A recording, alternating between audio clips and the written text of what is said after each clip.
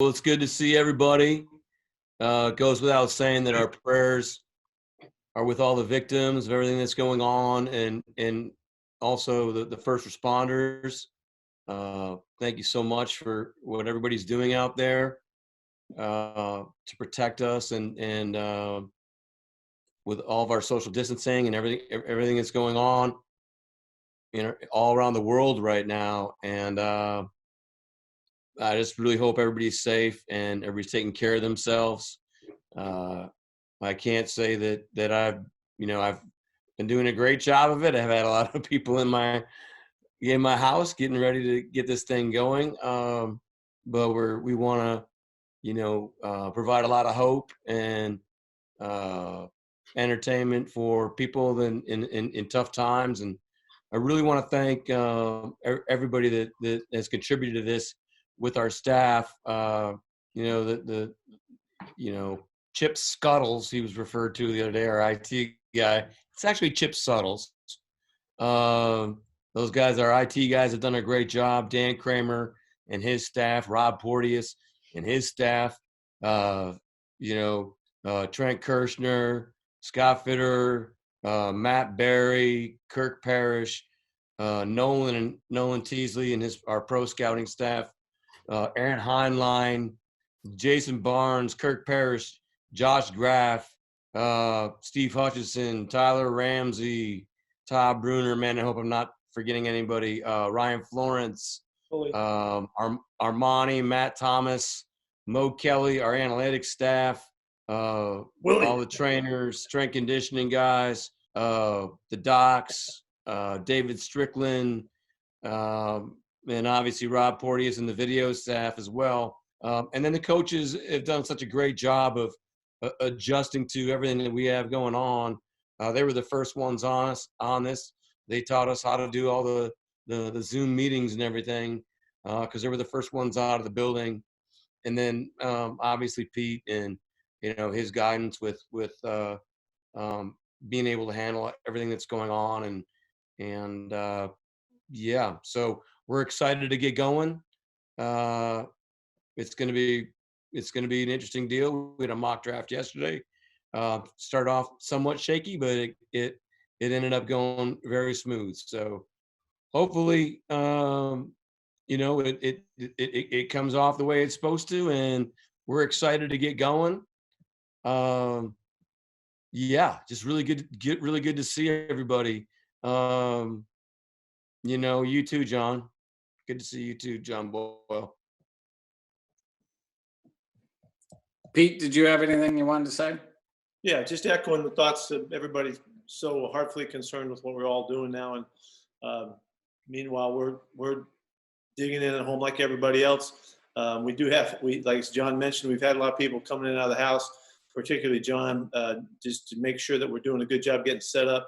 There's a lot of tech stuff that's going on. I'm particularly strong in that area, so my place is pretty good. John's struggling a little bit on his end, but it's going to be a fascinating experience. We've had tons of drafts over our lifetime that will never be remembered like this one will be, and so we'll hopefully pull it off in great fashion. And we've worked really hard to do that. And as John said, everybody's been contributing, and this is a chance to compete, to figure it out. And so it's been exciting and been cool to see the process, and we're ready to go. Great. And if you guys can hit me up on chat if you have a question, we'll unmute you and get you going.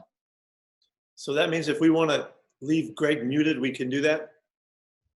Yes. Can we do Bell? Can we knock him off? Yeah, he's gone. Okay, cool. Bell's out. All right. Where's Danny? Danny's too big for this stuff now. Like he's in New York and he's not part of this stuff anymore. It's not his kind of town. Yeah. All right, let's. So don't all respond at once, guys. Yeah, that's right. Omar. Hey guys, how are you? Good to see you guys doing well. Just wondering how in this evaluation process, obviously, a unique one, how you were able to measure the toughness and competitiveness from these guys without kind of the in-person meetings and everything else you guys like to see from these prospects? The process has been really interesting, Omar. It's actually, is it Omar or Ashley? Well, Ashley's my wife. It's her account. Okay. I was just wondering. It's kind of freaking me out there. What's up, Ashley? No, we've actually learned a lot from the process now that we're going to carry forward into the future.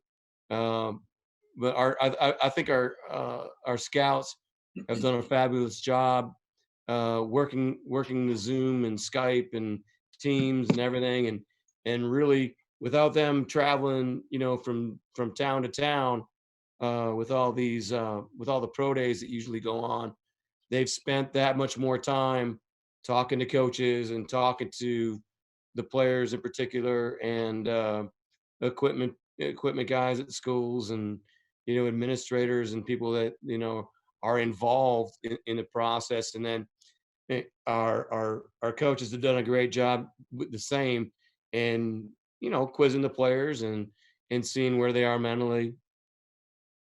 Can you give me an example, John, of something that you've learned from this process that you'll take going forward? I think just this face-to-face communication, and not just texting and not just picking up the phone. I think, when you're looking somebody in the eye all the time and you're having these conversations, you can tell a lot. Some dudes are ready for the interview. They're psyched up. We had one guy wearing a tie. We had another guy laying in bed watching TV. So, you can learn a lot. Yeah. Thank you. Bob Condota. Hey guys, hey, how you doing? Hey, John, you mentioned yesterday just with the mock draft thing. I was just wondering if you could go a little more in depth, I guess, on how you felt like that worked, and if you feel like there's going to be any issues with that going forward into the draft the next couple of days, or what the biggest challenge of that was, or. It just started off a little bit shaky. There's a main channel that's going on that, I think there was a couple teams, and I'll throw myself under the bus included. I had myself muted. So when they were doing roll call, they went right past the Seahawks. So we weren't even involved in the draft. We just passed. But so it was all about just hitting mute. Hey, John, make sure you're unmuted. I unmuted. Everything went along great. It worked out. In the second round, we were able to get Pete on Zoom. So I had our staff on one iPad, and then Pete, where Pete and I can speak individually on a different iPad, and it was good. I thought it was very good practice. There's 4 or 5 teams that we're gonna do one tomorrow where we're gonna get into a little bit more of the negotiation process with the draft that goes on, that people don't realize. It's not like that was all scripted for us. So we're gonna just go off script and work with a couple teams and practice.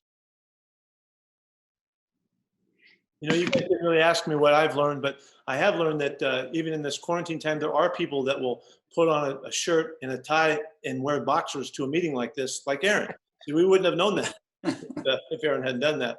And then other guys have no sense at all for lighting, like Ed. There's just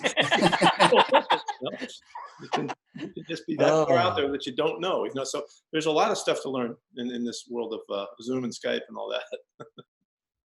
Sorry. To that end, Aaron. Hey, hit it. Stop. Mute dog. He's a mute dog. You're on mute. We can't hear you. Aaron. Yeah, you nailed it, Coach. How much advantage might you guys have, having been through so many drafts together over the past decade, having a decent idea of how each one of your staff members operates throughout a draft? Pete, you want to take that? I think it's very, very important. Yeah, I think there is. We have a lot of familiarity, and obviously, and we've been through so many scenarios and all that we feel pretty comfortable. Right now, we've been Zooming for so long with the staff and all that, and John's been working out with his guys. this is not uncomfortable for us at all. We've been doing it. You know, we've been practicing the whole while because we're going to be meeting with our players soon in the same format. So I think the understanding, the knowledge, there's an etiquette to talking on Zoom that we've learned about, you know, and I think all of the familiarity helps us. And I don't feel like we're that far out of whack now. I feel like we're ready to go. And so I think the relationships have really helped us in that regard. Greg Bell. Uh-oh, Pete. Next. Thanks. I love you guys too. What's the biggest challenge for Pete, especially? You're a hands-on coach who deals with relationship when you're undrafted rookie free agents comes to mind, how difficult and chaotic that process is anyway, and how it's going to be even more so now. But how much are you losing with not having the personal touch here, even with your own staff? How much of a challenge is that going to be? Well, okay, I have good examples of that, you know, because we have been working as a staff for some time now. And we had a staff meeting yesterday on Zoom, you know, with the whole crew, and it is different. It's not the same. And you can feel that there's a separation in there, that we are a very close group and we do communicate, and you know, there's just a lot of inner workings and all of that. So it is going to be different in that regard with the players as well. And as we start to bring in new guys, it's just going to take us, I think, longer in some regards. Yet I think we'll get really good focus out of the guys, you know, on the interchanging. The way this has worked out, it feels like it's a one-on-one meeting, you know. And so guys, I think guys are going to relate to that. It's going to work okay. But I can't tell you really, Greg, you know, the overall impact that we have because of our, you know, the personal relationships that we build and the way we go about it. And, you know, I don't know that, you know, I don't know how that's going to go right now. But I know that we'll be on crash course time when we do come back together to catch up. And we'll try to do as much as we can to make it as commonplace and familiar and comfortable as possible so that we can all go to the places we need to go so that we can learn and communicate at a really high level and all that. So, but it's definitely going to be different, and I really can't tell you what it's going to come out like. John, or either one of you guys, do you have to go through normal everyman protocols, like everybody in the house got to be on airplane mode and shut down your devices so you don't interrupt the Wi-Fi, all that? Or how's that all? You got a souped up Wi-Fi connection now. Well, ideally, yes. No, they've, I live in I guess not a great area. So in terms of Wi-Fi and cell service and everything. So the guys have really done a great job of you know, working through my house. And, you know, I'm not gonna lie to you, I've had a couple of walls ripped up and had people in my house working on it that, you know, it's just part of the process. But, you know, in a time of trying to be social distancing, and it's definitely been a challenge. But everybody's done a great job of recreating my dining room into a like right when you walk in the door, it's the draft room, and I'm a very visual person, so everything's there in case things fall apart from us from a technology standpoint. I think you know, there's like, I don't know, feels like 25 screens, but I like the one-on-one interaction. I like being able to just you know, have private conversations with Pete throughout the draft process. So it's going to be unique. And one more, sorry, Dave. Do you guys feel like training camp's going to start on time and the season is going to start on time, or who knows? We're kind of operating like that. Like we're going to be on somewhat of a schedule that's going to work out, you know, because we have to keep our minds in it and right. So we are anticipating that we will get together before the season starts.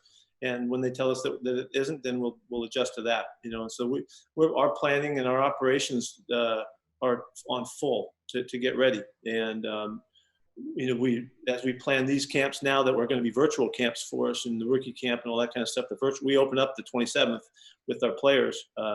You know, the process is underway, and we're just going to keep thinking it's happening and keep our head down about that and we'll find out more later. We haven't heard much at all in regards to that from the league. They're not ready to make any statements at this time either. Nobody knows what's going to happen really, so we'll just wait and see. But meanwhile, we're going for it. It really feels like we're just trying to, as a league, we're trying to get through the draft process. Then we'll focus on that after the draft. Thank you. Ben Arthur. How's it going, guys? So Pete, John was just talking about his setup at his place with his dining room being the kind of the impromptu draft room. What does yours look like, and how do you plan to navigate the 3 days of the draft? Well, first, I plan to navigate really well, but the process calls for a lot of setup, and so Johnny's got his stuff going. He's got a couple things beyond that I need. I've got boards that wrap around the room. I've got 7 screens going, which is not uncomfortable for me. I kind of like all the activity. We've got our landlines, we got our cell phones, we got and backup cell phones, we got all kinds of stuff. So I'm really pretty much going to fire away, and with John and because I have my own setup, so I'm going to match what they're doing there so that I keep track of what's happening here. So it's kind of cool. So it's all high tech. We have our own little room here to go to do our press conference thing. It's set off to the side as well. And we just both hope that we don't get overloads on the circuits and everything shuts down, because we got a lot more things plugged in than we normally do around here. So, Joe Fan. Hey guys, hope everyone's well. Was wondering if you guys were able to kind of dive into whatever you can share on the Clowney front in terms of those negotiations, and then what you've done at the pass rush spots thus far, and if you feel like there's still more work left to do. Go ahead, John. Thanks. No, is that real, Joe? Is it really Joe Fan, or is that no, fake name? Is it really? No, it's my real name. Oh, that's pretty cool. Is it? I'm Joe Fan. Yeah. Hey, no. With Clowney, we made the trade. He came in, did a great job for us. We made an effort to re-sign him. We'd still, the door's not closed, but we couldn't wait any longer. We had to conduct business, and so he knew that. Everything was very cordial. He's a great guy, represented by a great guy, and I go all the way back to Brett Favre with his representative, Bus Cook. So we've had great conversations. He's just gonna kind of feel his way through this odd process, and we'll see where that goes. From a pass rush standpoint, we were able to acquire Bruce Irvin and Benson Mayowa, 2 individuals that we're very comfortable with, confident in. I think they bring 16 sacks, Pete. Yeah, 15, I think. 15. Yeah, 15, 16. So we're excited about having those guys back. LJ will have a year under his belt, and hopefully we can keep him healthy. He just he got hurt last year, and we thought we were going to lose him for the whole season. That day he went down, and it was very disappointing, but we were able to get him back at a certain time, in a season that just wasn't ideal from a developmental standpoint. Pass rush is always something we're focused on. Obviously, we need to do a better job in that regard. And that's from an acquisition standpoint, from a developmental standpoint, and from a schematic standpoint. So your question is about the draft. Of course, in the draft, we're always looking, and we're always trying to help us out. So, we're ready to do our work, and glad that we found a couple guys that we really like, that we know the background of, and that will fit into our program, and that we're really looking forward to coming back to be part of our team. And so, And as John said, we're wide open and battling, and we'll take on all the opportunities that show up. We'll see if Clown comes back around or not. We don't know. We'll find out in time. Fortunately, it's been handled really well, as John said, and that. So there's an ongoing to that, and we'll see where he is when he's ready to make a decision. Things have changed a little bit, and the guys haven't been able to travel around and get to places and visit and stuff like that. So there's a number of guys that have kind of taken the, I'm going to wait and see what happens and buy some time here, and that's kind of what it seems like JD has done. Ed Werder. Yeah, I don't have a cool name or anything, but I do have a question. I'm wondering about what you guys see as the positions of strength in this draft, and how that matches up with your perception of what your needs are. Hey, Ed, that's a great question. I loved our time together this summer. That was an amazing deal we were at that weekend with the coaches, but I'm absolutely not going to answer that question. Kind of an X-Files look. It's an interesting draft. I think, everybody's going to have different opinions like every year, but it seems pretty even throughout, Ed. But yeah, other than that, that's not something I'd like to discuss. Okay, so now I don't have a cool name, and I asked a bad question. So it wasn't a bad question. It's a good question that I'm not going to answer. I just thought it was okay. And what's that X-Files thing that's behind you there? Yeah, that is a weird looking thing behind you. It's a halo light. You guys should get one of these. Yeah, you need one of these. Let me ask you this then. Is it a vitamin D thing, or Ed, you thought of turning it on? I can turn it on if you want to. Let me ask my question first. We're a little bit starved for some fun here, okay, guys? So we're trying to find a little lightness here. That's perfect. Yeah, beautiful. If I turn around, it's like TV ready. Let me ask you this then. Given the unique setup and circumstances, and given the fact that you, John, in particular, are known to trade a lot, are you comfortable that you're going to be able to communicate and execute those opportunities in the same way that you ordinarily would?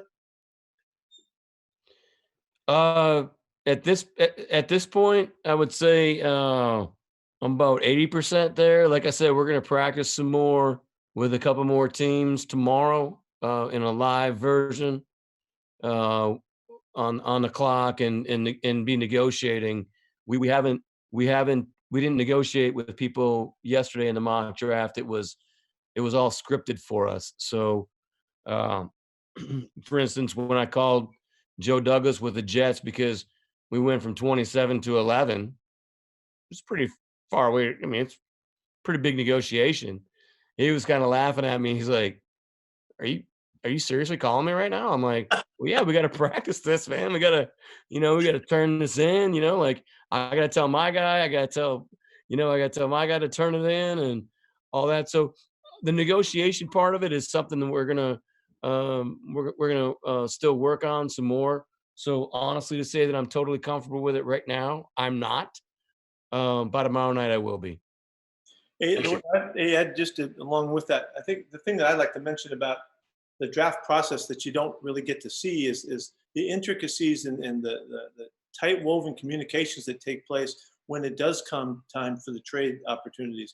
And those conversations, we've imagined what this is like so that we can replicate it, from a distance. But it's looking over your shoulder, take a look, call Indy and Buffalo's on the phone and what's your information? And that all happens in a flow in the draft room that is going to be affected some. And so that's what John's saying he's 80% ready, and we're hoping we can close the gap on it and really be really, really good at it. We're going to be as good as anybody, but that's the part of the draft that I think is the most affected.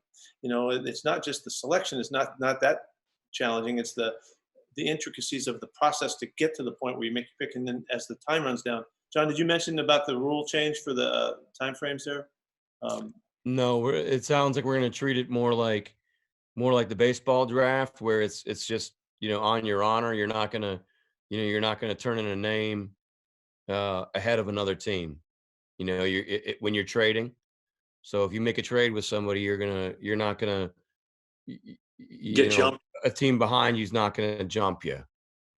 And so Ed, it's interesting. I heard somebody say last week or the week before, like, well, we'll find out who the good evaluators are in this draft. Well, no, must be coming from somebody that's never been in a draft room before, right, Pete? Because Yeah. I mean, there's so much conversation that's going on between discussions. I remember being in a draft room with Ted Thompson when I was with Green Bay, and Reggie McKenzie, John Dorsey, Russ Ball, and myself all had trades set up for him.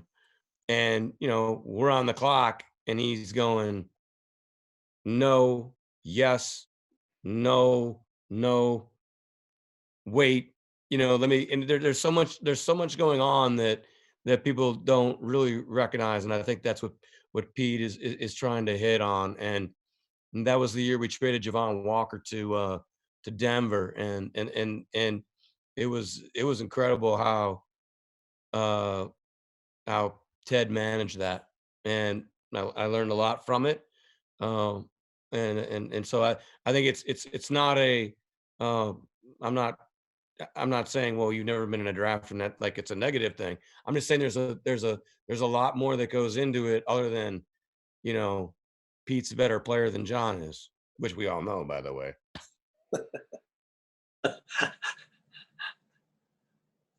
Chris Francis. Thank you, Dave. Hey guys, we talked about the fact that you haven't been able to do exactly the evaluations that you wanted to do. What are some of the unknowns that you're most concerned with in terms of players you might want to pick, but you just don't know some things that you might have known before? Well, there's two huge elements. One is the medical. There's a lot of guys that did not go to the combine that, we don't have medical grades on. And then there's also the verifieds, meaning height, weight, speed tests, and then, there's guys that we had scheduled. Now we've done it with Skype, and our coach has done a great job of interviewing the players, but their football knowledge and their ability to come in and learn, how long do we think it'll take them to learn to fit into a specific role? When you schedule we used to have 60 visits, interviews at the combine, and now we had 45. But when you schedule those, we had planned on bringing 30 people into our building.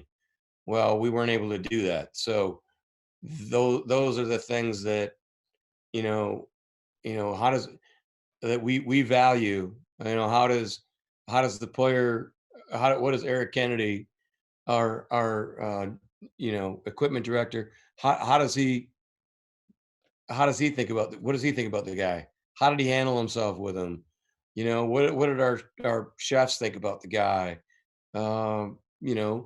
It's just that's the part we're missing. Well, there's a couple parts, but having them in our environment for that day is a very important part of our evaluation, as is our local day, when we're able to bring in players from University of Washington and Oregon and Oregon State, and have our local pro day with them. Corbin Smith. Thanks, guys. Hopefully I don't blind you with my glare here. My apologies. No, look at those chops, though, bro. Those are nice. So kind of expanding on that last question, John, this process, you've talked about the technology and obviously having the visits online with players, but is there something that maybe could be a major takeaway moving forward when things are normal again in terms of evaluating players, whether that's with film study, things of that nature? I don't necessarily think it's the film study. I think it's the interpersonal skills, being able to, like we said earlier, just, pick up your phone and Skype somebody instead of just texting or FaceTime, just being able to, talk to them on the phone, that interaction, and how quickly do they respond to our scouts? Our scouts have done a great job, with staying connected to these players throughout this process. Like I said earlier, because they're not traveling around at all the pro days.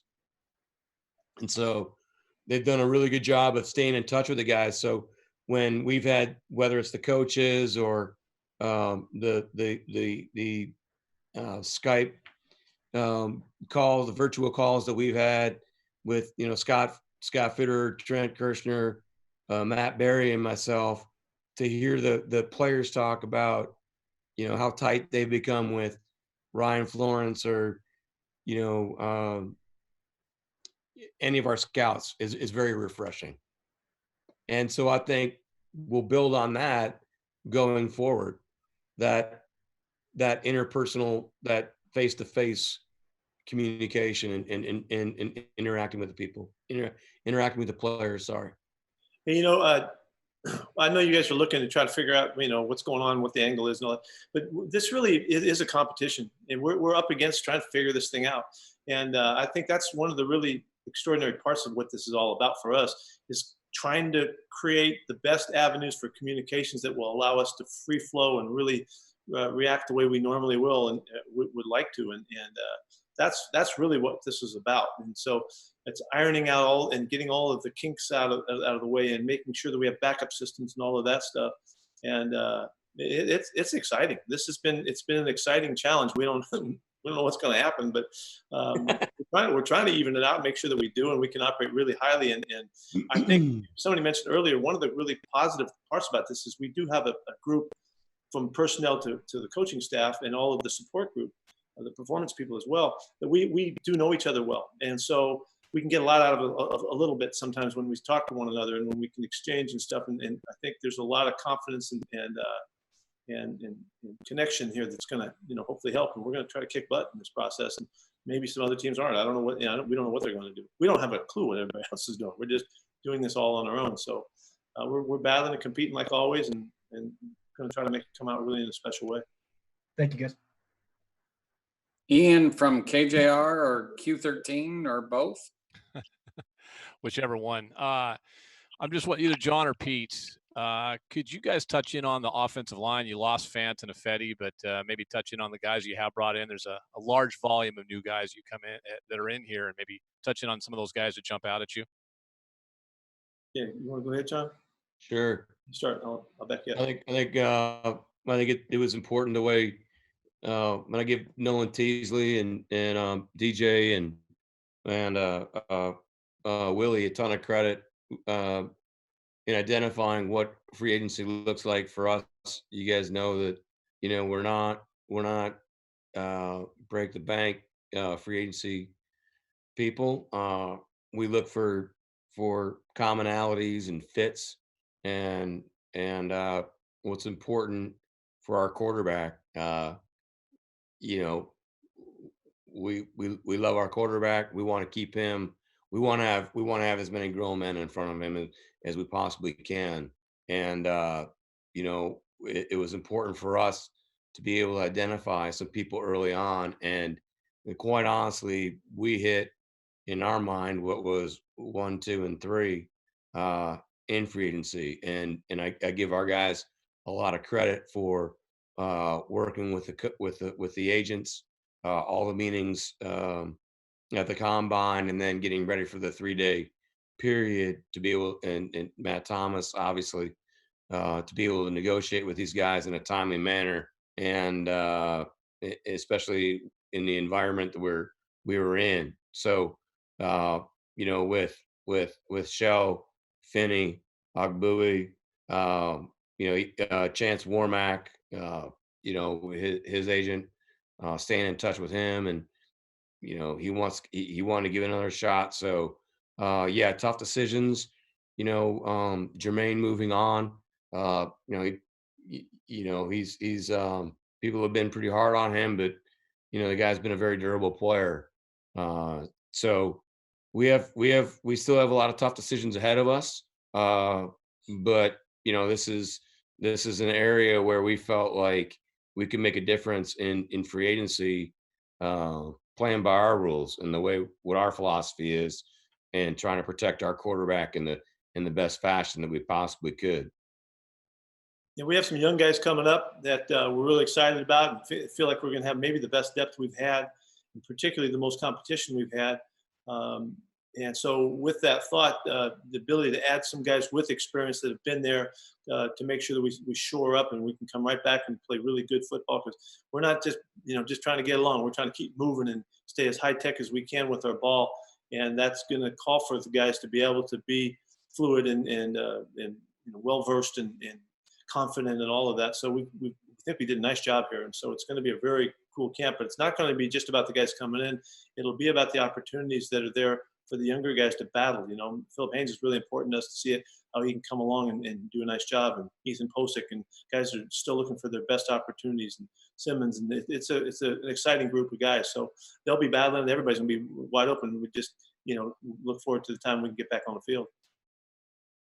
It also puts you in a position to not feel like you need to, and we've felt this over the years, guys. One of the primary lessons we've learned is, throughout the years as college football has developed, the offensive linemen are very hard to find, and so this really gives us again an opportunity to just go into the draft and take the best player.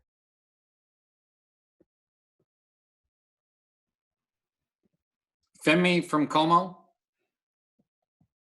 Hey guys, how's it going? Good to see everybody's faces during these times. Just curious, Shaquille Griffin's coming off a Pro Bowl season. Has there been any talks about possible extension for Shaquille now that he's eligible? Like Ed, Femi, great question. I would have asked it too, but no, we're not gonna. We don't discuss that. Sorry. Fair enough. Much respect, but no, I'm sorry. Understandable. Fair enough. Curtis, KJR. Hey guys, hope everything's going well. I was just kind of curious how you guys kind of landed on the idea of going after Quentin Dunbar, and how you feel he fits into the mix, what you liked about his game that you feel like makes him a good fit for your secondary at this point. Yeah. Again, I have to give Nolan Teasley and our pro staff a ton of credit, being able to monitor his situation throughout the year, and just be like on me constantly about trying to acquire him, and he's a very, obviously he's a wide receiver conversion, but he's done a great job. He's got a great feel for receivers at the top of the route. He's got great ball skills. He can play inside. He can play outside. And just the conversations that those guys were having with the Redskins, and Scott Fitter was actually the one that ended up finalizing the deal to get the approval from Pete and myself. And I just think those guys, I think it's just great. They did a great job of working the process, working our philosophy. And, like I always say, either you're competing or you're not. That's right. I'm excited about this guy. He's a playmaker, and we need depth at corner. We need to cover people up. We need to be able to match up really well, continue to do that. Division continues to get more difficult and challenging. Excellent players coming in. And so for us to figure out a chance to get Quentin and all that was great. As John was saying, with his guys tracking it, and then to pull it off and make the trade and all that was just really an excellent move for us. Just makes us that much more competitive, and hopefully, just adds to this coverage that we need to play the kind of ball we want to play. So I think it's a really good move. He was really excited about coming here and being part of it, and that was all part of the fit. Tim, AP. Hey guys, question for Pete. This isn't obviously the same as the 2011 offseason, but there are some similarities in that you don't have guys for the offseason program in the building. Are there some lessons that you learned from that experience that will help the process when you do get guys back in person? Well, if you just think about the the opportunities for the guys to learn and the access that they'll have to the football that they've got to acquire, even the guys that are returning to hone their skills and all, it's going to be different. It's going to be relative, but it's going to be much different. And so there are some aspects to it that need to be addressed. We really, hopefully we're going to draft guys and pick up guys in free agency that can adapt quickly. They're going to have to be able to make sense of stuff in a lot shorter time frame. They're going to have to process really well. They're going to have their mind and their act together, so that they can put their best foot forward and all that. Just as it relatively applies to our own players. So that's part of it. That one of the concerns that we'll have is how healthy will these guys be? How fit will they be when we get them? And that our guys go through a rigorous off-season program here over a long period of time, where we know at the end of when we send our guys home before the break, before camp, they're ready to go. We're not going to be able to know that as well. We're not going to be able to account for that as well. And they won't have the opportunity to compete against people that push you and then make you get prepared. So that part of it, we're going to have to be really, really tuned into and really careful with the different levels of conditioning that guys will arrive, at camp time. And we'll try to get it as uniform as possible. And they've got really strict and rigid programs, but it's not the same as when you're there kicking somebody in the butt and getting them going and pushing them and have the competition right across the weight room from them that they have to battle against. All of those things are all part of the development process. So there's a lot going on with this. It's going to be unique. And again, we don't know what the runway time is going to be once we get them. We don't know how much time we'll have to prepare them. So there's a lot on the players right now. There's a lot on them to hold their end of it. And so we're monitoring in every way that we can, but also it's going to be a challenge, and there'll be issues because of that. And John, do you have a feel for how much you need to sort of dry run the situation, the experiment, I guess you're going to do tomorrow with negotiating and figuring out, just because of how active you guys have been in the past when it comes to during the draft? I want to hear that too. That's a great question, Tim. Our IT guys, in conjunction with Trent Kirsch, have done a really, really, really nice job of being able to create scenarios on screen now that we what used to be paper is now it's just right there on a screen. And that's one of those things I was talking about earlier that we'll be able to use moving forward, because we had to adapt to the technology and where we are right now. So being able to see different scenarios when you're working with team A, B, or C, and what looks most appropriate is clear. The negotiation is something that we're going to practice. Like I said, there's 4 teams that we're going to be working with tomorrow in a live manner to get more comfortable, because I think that is going to be the even though nobody's gonna be able to jump each other, it's important to be comfortable in. I guess I would refer to to Peter, Coach Schottenheimer, right?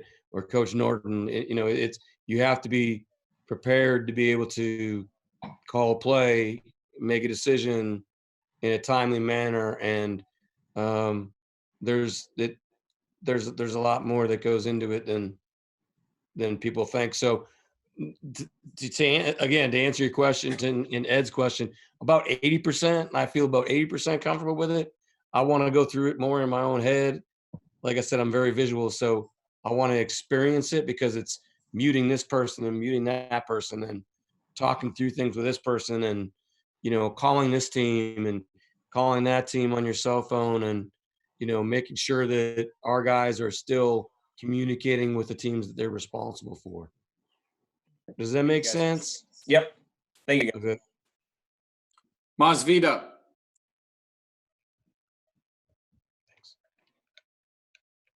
You're muted. Yep, there you go. I am muted. Thank you. Just a question in terms of how much communication have you had with, let's say, Chris Carson and Rashard Penny, or can you have in terms of the injury updates? Our staff has been staying in touch with those guys. I've communicated with those guys throughout, just checking in on them. Just the normal process. And they're in their programs and they're working really hard and they're doing really well. And as far as we can monitor, so we're making the kind of progress that we need to make really across the board. Our staff is able to stay in touch with those guys, and there's some guys that are here, staying fit in our own facility. The league allows that to happen. But for the guys that are remote, and then we just keep track, and it seems like everything's going really well as far as we can tell, and we're pleased so far. Thank you. Danny O'Neill. What's up, Danny? I thought Danny was too cool for this. No, I was relying on the Jets to set up my IT, so I apologize for being late. They're in trouble. They're in trouble for this. Under the bus. We missed you, Danny. I miss you guys a great deal as well. You've in the past talked about upsets in the first round where a pick happens that you guys weren't necessarily expecting. There's been a lot fewer pro days and places where scouts' paths will cross. Do you expect that there might be more upsets this year from what you project because there hasn't been the usual scouting approach? Yeah, that's a great question. Coaches and scouts tend to travel in packs and share information that along the way that right, wrong, or indifferent, we're trying to gather as much information as we possibly can. I think this is going to be a very like you're going to be like, thanks for the flash, Gordon, right? But I mean, this is going to be such a unique draft. I honestly do not. I don't know how that's going to come off. If those usually what happens is those first two rounds, everybody kind of tends to see things the same way. So you see names coming off that are quite disturbing. When you're I think we've averaged in the last 5 years picking in the 29th spot. Much credit to our coaching staff. We're always in this thing. We're always competing to win a world championship. So that's why you've seen us trade down as much as you have. I don't have a feel yet, Danny. This is usually this is usually now these last couple of days here is when we kind of get done with staff a little bit, and I start spending more time by myself and with Coach Pete and regarding the board, and then by myself, just having conversations with other general managers throughout the league and trying to figure out what this thing's going to look like. I just think it's going to be very unique. It's a great question. But I would say, that it's probably going to come off like it usually does. And then maybe once you get through about the second half of the second round, then, you stop, you stop sweating as much. And, you could kind of get a little bit more comfortable in knowing that, what your board looks like and how you're going to try to navigate through it. John, to add to that, it's been so consistent the last 3 or 4 years that the board comes off pretty much like we expect.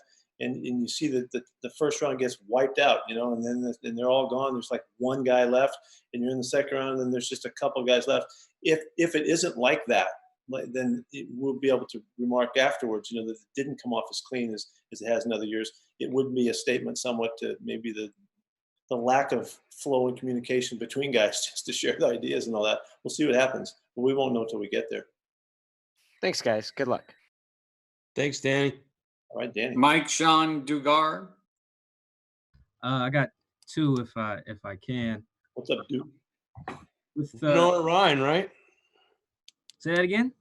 Lenore Ryan, Dugar. Oh no, different. Dugar. No, it's Dugar. Yeah, it's French. Okay. With the signing of BJ, what does that mean for Justin Britt and Joey going forward, and also with the trade for Quentin, what does that mean for Trey Flowers?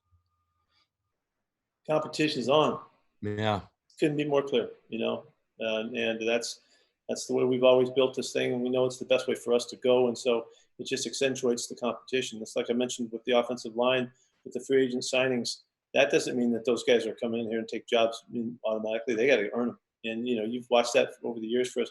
That's been true to our core. And so it's just the competition of getting better. It makes everybody better. And so it's hopefully just another statement about our commitment to our philosophy. Can I jump one more on that real quick? If there is a truncated offseason of any kind, or a training camp, whatever, do you think that'll impact the ability for rookies at any spot to come in and contribute right away? Yeah. Pete, you want to grab that? Yeah, we do think that. And so it's really important that we find guys, as I think we said earlier, that can make this transition, that we can try to predict will handle the process, and an abbreviated process even, because of their background and their makeup and their mentality and all of those elements that come into play, where you just want to be, we're really concerned about that, because we know it's going to be a greater challenge than it's ever been. So this will really work. Most difficulty will be caused in the direction of the young guys. The older guys they'll stay relatively the same, but the young guys, some guys may not even make the transition, and so they may be left out, the competition after a short time. So hopefully we do a great job, and we're really planning on picking the right guys so that they'll be able to make the most of it. But it's going to be a challenge, though. And on the flip side, you can have some veterans that need to get it together too, because they may feel like they just haven't made, and and they could. We don't want any complacency, and you've seen that with the way Coach Pete and his staff operates. We've always been partial to young guys coming in. We love the competition that they bring. We look for the opportunity to find the free agents that can come in here and push and make their way through it. And those are the success stories that we love to see come true. That's just been the environment and the history of the program, and we're going to continue to think that way. Again, I keep going back. Everything's relative, and we'll have to do a really nice job of processing the new players, and making sure that we do like we always try to do, is figure out what they can do well and accentuate that, and try to not put them in the wrong role and format where they can't contribute early. Generally, our guys have come in here early, and when we play them early and we get them a chance to get out there, they develop into mid-year starters, or mid-year at least really significant supporters. And so hopefully that'll happen again, and we'll see. That's what we plan on, though. Nico Marino. Hi, John, Pete. This question's for both of you guys. Obviously, with this epidemic, there's been possibilities across the world about doing games without fans. Could you guys fathom a CenturyLink field without that crowd element, and would that be a possibility if that was a precaution that was necessary in order for the league to start in due time? Well, I would say that back to my UOP days when we used to play in front of nobody, you can still do it. So the game can still be played. Whatever has to happen. Everybody needs to be wide open and ready to adapt, and all of that in all aspects of our lives right now. And certainly as we approach the season, we're going to have to be prepared. There's still a great opportunity to show the game to our fans through the other media sources. But if that's the way it is, it'll be a different experience. But it can happen. There's scrimmages and stuff like that you have, and you play, and we pipe in sound and all that. I mean, if we're playing and there's no fans there, I promise you, I'm going to do everything I can to pipe in the sound and make it sound as good as possible and all that. So we'll try to do everything we can to make that happen. But again, we just have to be ready to adapt, and we just don't know. And whatever it is, we'll take it on, and we'll just battle to figure it out. But Nico, from a league standpoint, as we stated earlier, I think the primary focus is to get through this draft and then concentrate on what's next, what the season would look like. But if that was to be a case, would you guys feel at a disadvantage, since the Seahawks have such a great fan base and that's kind of a big part of playing here? Well, it wouldn't it be cool if maybe everybody just watch the game and yell out the window? That'd be pretty cool. We'll still be relatively really good. We would definitely miss our fans. No question. John Boyle. John Boyle. There we go. Forgot. There you go, John. John, you talk all the time about no walls and the trust and everything. When we talk about this process, how crazy everything's going to be, how much will that close relationship everybody has from coach to scouts help with kind of these crazy moments? Oh, I think it's very important. You know, we had Zoom meetings with our with the coaches on I apologize, I'm losing track of days. Friday and Saturday, I think, or Thursday and Friday. It's just, you know, a little unique. And this year we usually have it in the draft room, so you know everybody can see the board, and we talk about trust and, you know, loose lips sink ships, and we have that conversation. We didn't necessarily have that this year, and it's more important to us as personnel people to figure out how the coach sees the player and what the role is for the player, and then it's up to us to figure out how we acquire that player. And then Pete, real quick, we've talked a lot about the draft specifics, but just with everything going on in the world, all kind of the uncertainty about, you know, when things are going to get going, all of that, just how has that changed your approach to everything about this season, whether it's who you draft, who you sign, getting everybody prepared, all that stuff? Well, you know, I think all that we're enduring right now and working to figure out calls for us to be very introspective. You know, we all have extra time, we all have extra moments, and we're all seeing things a little bit differently, you know, from the home setting and all that, from family and kids and all the way out to our work and all. There's a lot going on, and I think it just carries over. You know, I think that we're never going to be the same coming out of this. It's going to affect us in ways, and I don't think it's going to affect us negatively. It's going to affect us in ways that we can grow and be more aware and more prepared for more adaptability and flexibility in our lives and all. So I think it's going to carry over, you know, John. I think it's going to be part of our work and all that. We're finding that we can meet like this and we can work like this and we can still make progress. Who would have ever thought you could do that, you know? And we're adapting and figuring out how to get back to the workplace too, in all ways. Every aspect of this is challenging us, and so there's an openness, there's a depth to it, there's the introspection opportunities, and I'm hoping we'll all grow and be better for it. As crazy as that sounds through the difficulties and all, but hopefully we'll figure that out. I do know this, that we all have to continue to help each other.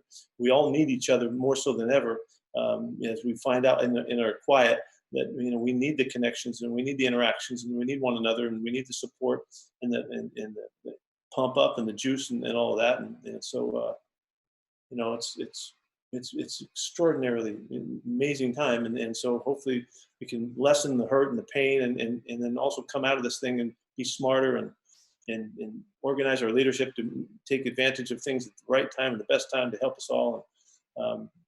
Really all the way through the whole, you know, the whole spectrum from the top to the bottom. Everybody's got to work all the way through this in a different way. And I think it'll make us better. Hope so. And finally, from the set of The Usual Suspects, Brady Henderson.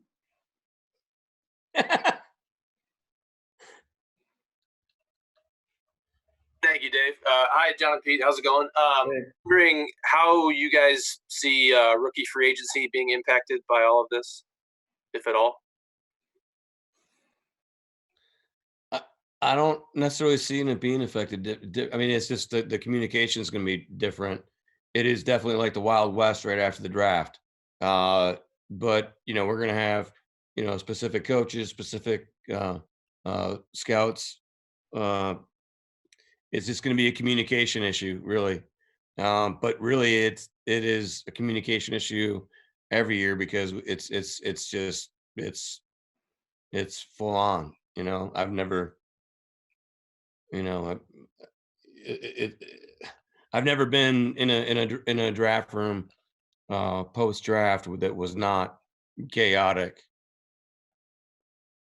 Yeah, we're going to miss that whole aspect of it for sure. But it's all we're going to find the players, and John's got a great plan for us to follow, and I'm sure other teams are as well. And so the competition begins again, and we've had such a good history with free agents coming in here and playing and finding success. And hopefully we'll just continue again in that mode. Hey, Dave, before we leave, I would feel so wrong if we didn't comment on this angelic force field that has stayed above Ed's head throughout this whole event.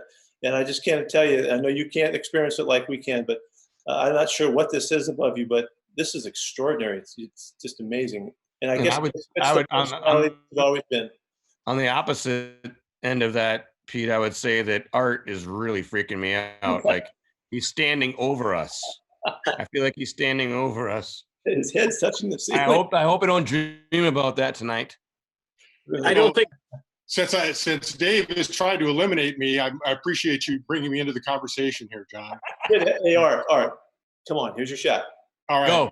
Well, first of all, I want to comment on the entire screen here. This looks like the first week, like the post office wall the first week after a jailbreak here. And what's the deal with the banners behind you guys? How boring is that? I'm really glad you commented on that. I just don't know how we shared it with Joe Fan. I don't understand how he got one too.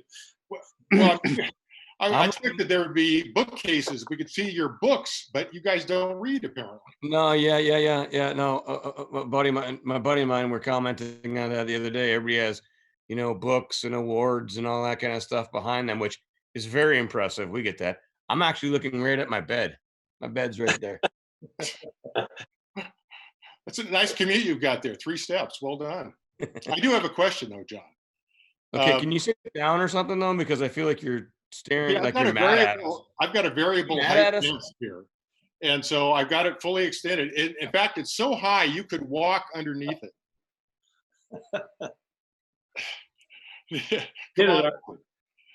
Question. This has been 10 years you've been at this with the Seahawks. From first year to now, aside from the technology wizardry of what's happening in this year's draft, what's the biggest change from you from a standpoint of either personnel, staff, or the players themselves? What's changed the most? Wow.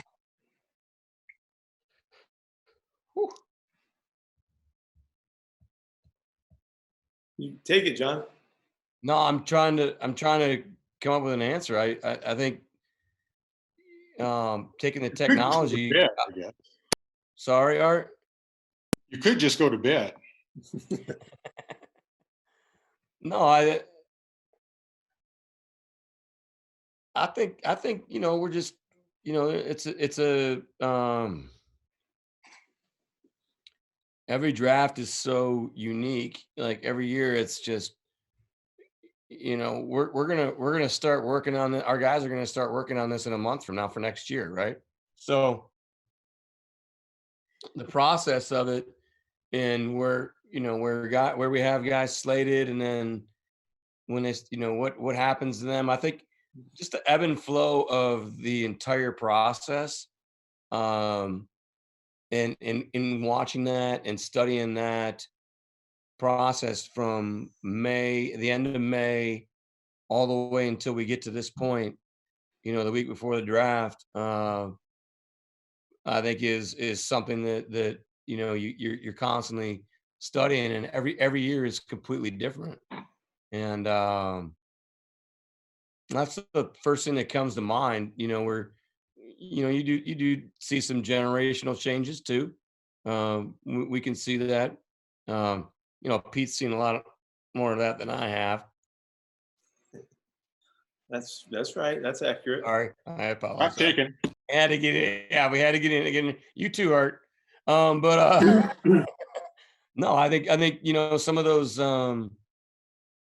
just some generational changes, and the psychology of the person, and then the process of what the draft looks like every year, and how it changes throughout the summer, training camp, the fall, the All-Star games, the combine, or I'm sorry, the bowl games, the All-Star games, the combine, the spring workouts, and then just getting to this point. I think that's the biggest challenge is trying to evaluate those ebbs and flows, and not let specific things throw you off at the rate in this little window here towards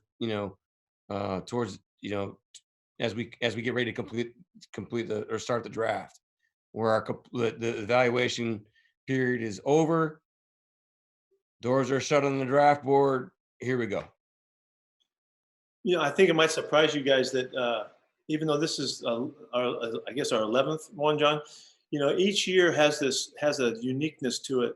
And you guys would think, well, it's the same as last year and the year before that. They don't seem like that. They seem like their own experience and journey every year. And I know maybe it's like 51st dates or something like that, but it seems like every year has been uniquely to itself. And the players are changing and all that. Sometimes it's the coaches that are changing. Of course, as the opponents change and all that with changes around us. But this just happens to be this year, and it's extraordinarily unique and all that. But they always feel really unique and challenging and all. So I think it seems like so much may have changed. It doesn't seem like it. It seems like it stayed the same, but it's unique all over again. And so I'm grateful that we're doing it and we're figuring it out, and there's new challenges to it, and we'll be so much better the next time around. We had to be so inventive and introspective and all that to figure out what we've done that's been so convenient for us, and now we got to find out how to get through all the issues. That this has just been an amazing cycle again. So I don't think it's changed that much. I think they're just uniquely extraordinary every time around, and we'll still pick 7 guys and or more, and it'll be onto a football season. So so I really look forward to the process, look forward to the challenges of it, and hopefully kicking butt and doing great stuff and putting together another championship club and go win a bunch of games. And this is all a huge part of it. So it's just kind of what we do. So it's like starting all over again. All right. Thank you, Pete and John. Appreciate it. Thank you, illustrious media. Thanks, I think Dave. that Thanks, concludes guys. everything. You guys. Thank you guys. Stay safe, you guys. Good luck. Your families are safe. You guys, take care Thank now. you guys. Dave, that was pretty good. Okay, Aaron, you can take that tie off now. Thanks, guys. See ya. At least See somebody's you guys. around here, Aaron. Peace. Later.